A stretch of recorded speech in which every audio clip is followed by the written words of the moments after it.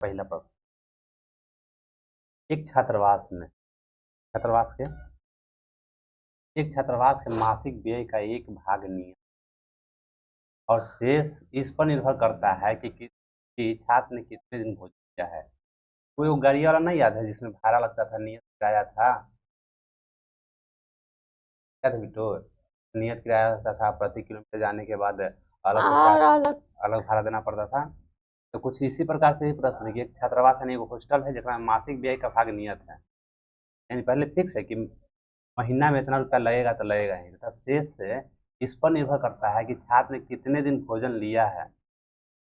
अब मान चलो कि हॉस्टल में रहना शुरू कर दिया, तो हॉस्टल चार्ज तो फिक्स हो गया कितना रुपया लगेगा, और जितना ही दिन भोजन करेगा उतना ही दिन के हिसाब से पैसा और अलग लगेगा। आ रहा बात समझ में?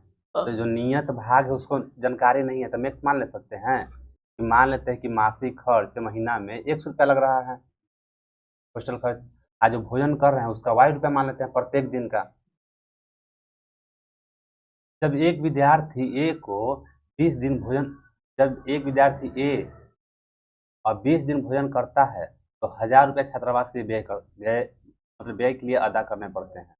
जबकि एक विद्यार्थी बी को 26 दिन भोजन करता है, छात्रावास के व्यय के लिए 1180 रुपया अदा करना पड़ता है। तो नियत व्यय और प्रतिदिन भोजन का मूल्य ज्ञात करना है। लिखेंगे माना कि, कैसे मानेंगे? माना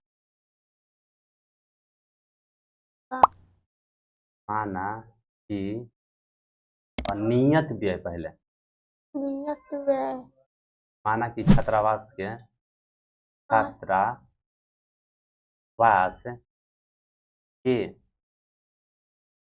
मासिक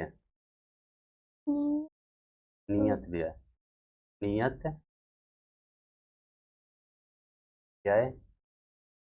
बराबर 100 रुपया, ठीक है। और प्रतिदिन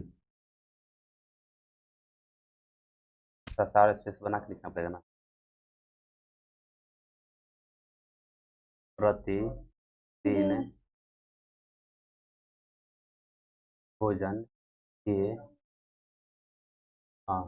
मूल्य तो मान लेते हैं वाई रुपया, ठीक है। अब प्रश्न से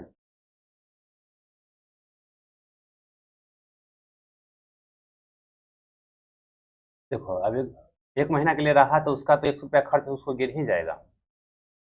पहला बार यदि बात करें, जब ए विद्यार्थी के बारे में बात किया जा रहा है, तो जब ए विद्यार्थी जो है 20 दिन तक भोजन करता है तो सबसे पहले उसका नियत खर्च वो तो लग गया, और एक दिन का ₹y खर्चा है भोजन करने के लिए, तो 20 दिन का 20 वाई हो जाएगा। अब बराबर 1000, यानी टोटल खर्चा कितना हो गया? 1000 हो गया। उसका नियत खर्च आप प्लस में प्रतिदिन भोजन के हिसाब से 20 दिन का भोजन खर्च है, तो टोटली 1000 रुपया दोनों खर्च मिलाकर ये इक्वेशन 1 हो जाएगा। फिर पुनः प्रश्न से लिखेंगे, पुनः प्रश्न से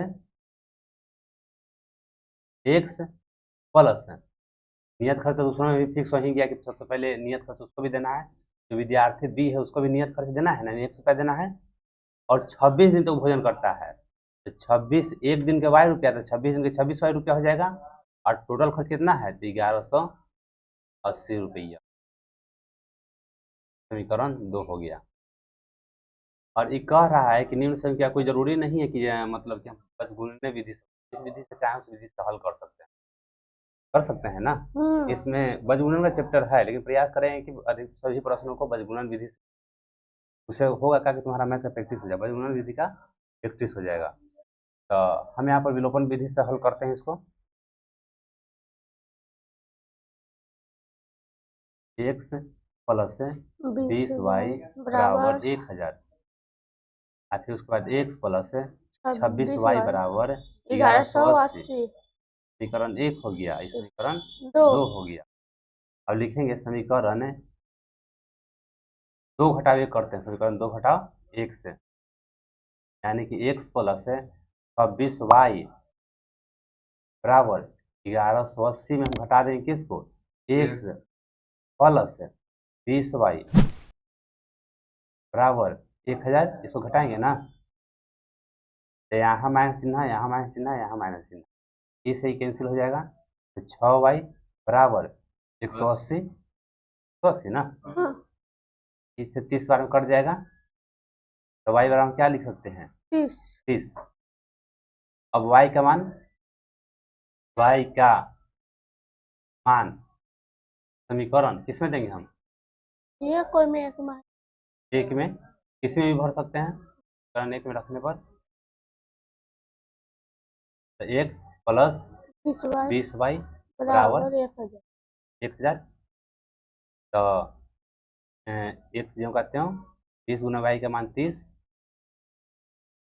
1000, x प्लस 600, 600 बराबर 1000।